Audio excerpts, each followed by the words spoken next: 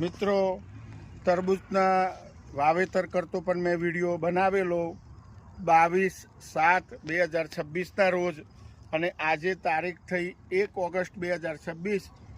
8 દિવસ તરબૂચના થઈ ગયા।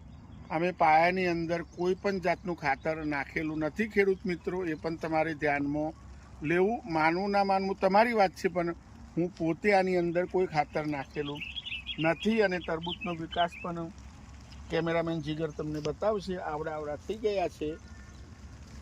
આ છોડ જોઈ શકો છો અત્યારે। આ હજુ આની અંદર કોઈ પણ જાતનું ખાતર અમે નાખેલું નથી। થોડો મોર આવવાનો પ્રશ્ન છે આજુબાજુ આ ઝાડ હોવાથી, અને વરસતા વરસાદમાં આ શૂટિંગ અમે ઉતારી રહ્યા છીએ। ચોમાસાની અંદર આ સિલ્વર ભાગ અંદર રાખ્યો છે અને બ્લેક ભાગ ઉપર રાખ્યો છે।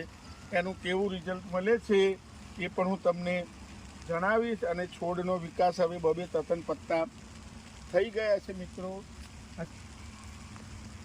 કેમેરામેન જીગર તમને બતાવી રહ્યો છે અત્યારે। અને ઝરમર વરસાદ ચાલુ છે અમારા હિંમતનગરમાં અત્યારે। હાજીપુર ગામ છે મિત્રો મારું।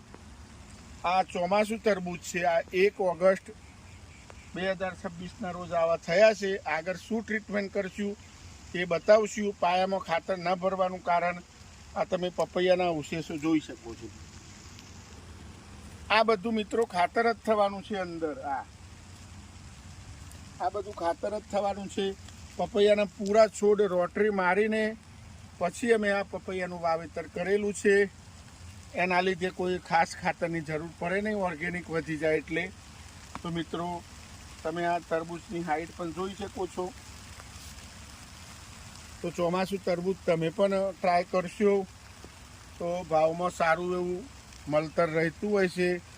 કેવું મળતર રહે એ તો માલ ઉતરે ત્યારે ખબર પડશે। વિડીયો સારો લાગે તો ફોલો કરી શકો છો। પણ આ રીતના તરબૂચ અત્યારે વાવેતર અમે કરી દીધું છે અને 8 દિવસ લગાવી દીધા છે, એ પણ ઉગી ગયા છે, આપ જોઈ શકો છો। તો આ રીતના અંગ્રેજીમાં અને વોટરમેલન કહેવાય, તરબૂચને વોટરમેલન કહેતા હોય છે। તો હું પણ આ ટ્રાયલ બેઝમાં 3 વીઘા વાવેતર કરેલું છે મિત્રો। અને મિત્રો, આ જોઈ શકો છો જે ગેપ દેખાય છે તમને, તેઓ બીજા બીજ લગાવી દીધા છે આ વોટરમેલનનો। ટ્રાય કરી રહ્યા છીએ, તો એનું શું રિઝલ્ટ આવે તો તમને આવતી સાલ ખેતી કરવાની મિત્રો ખબર પડે। વિડીયો સારો લાગે તો લાઈક કરજો, શેર કરજો, તો બીજા ખેડૂત મિત્રોને પણ ફાયદો થશે આ તરબૂચની ખેતીમાં।